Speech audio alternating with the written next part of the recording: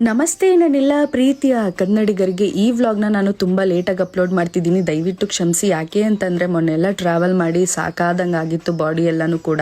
ಈ ವ್ಲಾಗ್ ಬಂದು ನಮ್ಮ ಅಂಕಿತನ್ ಬರ್ಡೇ ವ್ಲಾಗ್ ಆಗಿರುತ್ತೆ. ಮತ್ತೆ ಕೆಲವೊಂದಷ್ಟು ಜನಕ್ಕೆ ಗೊತ್ತಿರಲ್ಲ ಅಂತ ಅನ್ಸುತ್ತೆ ಅಂಕಿತ ನನಗೆ ಹೇಗೆ ಪರಿಚಯ ಆದ್ಲು ಅಂತ. ಅಂಕಿತ ನನಗೆ ಹೇಗ್ ಪರಿಚಯ ಆದ್ಲು ಅಂತಂದ್ರೆ 2022ರಲ್ಲಿ ಅವಾಗ ತಾನೇ ನಮ್ಗೆ ಮದುವೆ ಆಗಿರುತ್ತೆ. ಮದುವೆ ಆಗಿ ಒಂದು 2 months ಆಗಿರುತ್ತೆ ಅಷ್ಟೇನೆ. ಅವಾಗ ನನಗೆ ಇನ್ಸ್ಟಾದಲ್ಲಿ ಒಂದು 300 ಜನ ಫಾಲೋವರ್ಸ್ ಇರ್ತಾರೆ ಅಷ್ಟೇನೆ. ಅವಾಗ ನಾನು ನನ್ ಗಂಡ ಇಬ್ರು ಕೂಡ ವಿಡಿಯೋಸ್ ಮಾಡಿ ಅಪ್ಲೋಡ್ ಮಾಡ್ತಿದ್ವಿ. ರೀಚಿಂಗ್ ಸಿಗ್ತಿರ್ಲಿಲ್ಲ ನಮ್ ವಿಡಿಯೋಗೆ. ನಾನು ನನ್ ಗಂಡ ಇಬ್ರು ಕೂಡ ರೀಲ್ಸ್ ಮಾಡ್ತಿದ್ದಾಗ ಅವಳು ನಮ್ ಜೋಡಿನೇ ಇಷ್ಟಪಟ್ಟು ಅವಳು ನಮ್ಗೆ ಮೆಸೇಜ್ ಆಗ್ತಾಳೆ. ಅವಾಗ ನಾನು ಕೂಡ ರಿಪ್ಲೈ ಮಾಡ್ತೀನಿ. ಹೀಗೆ ಮೆಸೇಜ್ ಮಾಡ್ತಾ ಒಂದು ಫ್ರೆಂಡ್ಶಿಪ್ ಬಾಂಡಿಂಗ್ ಬೆಳ್ಕೊಳ್ಳುತ್ತೆ. ಮತ್ತೆ ಅವಳ ಜೊತೆ ಫಸ್ಟ್ ಮೀಟ್ ಆಗಿದ್ದು 2023ರಲ್ಲಿ ಶಿವರಾತ್ರಿ ಹಬ್ಬದ ದಿನ ನಾನು ಅವರ ಊರಿಗೆ ಹೋಗಿದ್ದೆ. ವರ್ಷಕ್ಕೆ ಒಂದೇ ಬಾರಿ ನಾನು ಊರಿಗೆ ಹೋಗ್ತಿದ್ದದ್ದು. ಇವಾಗ್ಲೂ ಅಷ್ಟೇನೆ, ವರ್ಷಕ್ಕೆ ಒಂದೇ ಸರಿ ನಾನು ಅವ್ರ ಮನೆಗೆ ವಿಸಿಟ್ ಮಾಡೋದು. ಜಾಸ್ತಿ ಅವ್ರ ಮನೆಗೆ ನಾನು ಹೋಗೋದಕ್ ಹೋಗಲ್ಲ.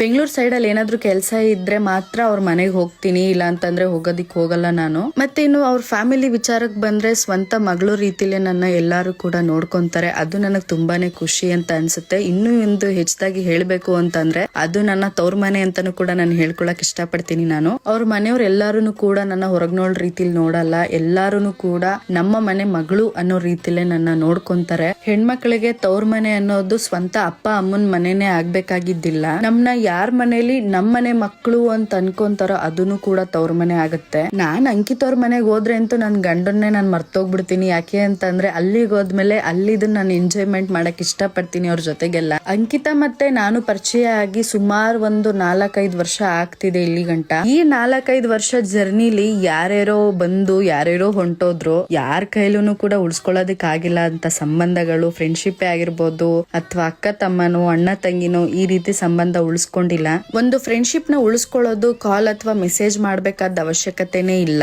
ಅದೇ 1 ವರ್ಷ ಬಿಟ್ಟು ಕಾಲ್ ಮಾಡಿದ್ರು ಕೂಡ ಅದೇ ಫ್ರೆಂಡ್ಶಿಪ್ ಅದೇ ಪ್ರೀತಿ ಇದ್ರೆ ತುಂಬಾನೇ ಖುಷಿ ಆಗತ್ತೆ. ಅದಕ್ಕೆ ಉದಾಹರಣೆ ನಾನು ಮತ್ತೆ ಅಂಕಿತ. ನನ್ನ ಲೈಫ್ ಅಲ್ಲಿ ಇಬ್ರು ಫೀಮೇಲ್ ಬೆಸ್ಟ್ ಫ್ರೆಂಡ್ ಅಲ್ಲಿ ಕ್ಲೋಸ್ ಅಂದ್ರೆ ಅಂಕಿತ ಮತ್ತೆ ಸಮನ್ವಿತಾ. ಇವರಿಬ್ರು ನನ್ಗೆ ಲಾಂಗ್ ರಿಲೇಶನ್ಶಿಪ್. ಈಗ ನಿಮ್ಗೆ ಯೋಚನೆ ಬಂದಿರುತ್ತೆ, ಸಮನ್ವಿತಾ ಯಾರು? ಸಮನ್ವಿತಾ ಅನ್ನೋರ್ನ ನಾವು ನೋಡೇ ಇಲ್ಲ, ಅಕ್ಕ ಪರಿಚಯನೇ ಮಾಡಿಸ್ಕೊಟ್ಟಿಲ್ಲ ಅಂತ ಒಂದಷ್ಟು ಜನಕ್ಕೆ ಯೋಚನೆ ಬಂದಿರುತ್ತೆ. ಆದಷ್ಟು ಬೇಗ ಸಮನ್ವಿತನ್ನ ಮೀಟ್ ಆಗಿ ಅವಳ ಜೊತೆಗೆ ಒಂದು ವಿಡಿಯೋ ಮಾಡಿ ಅಪ್ಲೋಡ್ ಮಾಡ್ತೀನಿ. ನಾನು ಅವಳು ಮೀಟ್ ಆಗಿ ಹತ್ತತ್ರ 7-8 ವರ್ಷ ಆಗ್ತಿದೆ. ಮತ್ತೆ ಅಂಕಿತನ್ ಬರ್ಡೇಗೆ ಗಿಫ್ಟ್ ಕೊಟ್ಟಿದ್ದು ನೋಡಿ ಅವಳು ಎಕ್ಸ್ಪೆಕ್ಟೇ ಮಾಡಿರ್ಲಿಲ್ಲ ಇಷ್ಟೊಂದೆಲ್ಲ ಕೊಡ್ತಾಳೆ ಗಿಫ್ಟ್ ಅಂತ. ತುಂಬಾ ಎಕ್ಸೈಟ್ ಆಗಿ ಖುಷಿಯಿಂದಾನೆ ನನ್ನ ಗಿಫ್ಟ್ ನ ಆಕ್ಸೆಪ್ಟ್ ಮಾಡೋದ್ಲು. ತುಂಬಾನೇ ಖುಷಿ ಆಯ್ತು.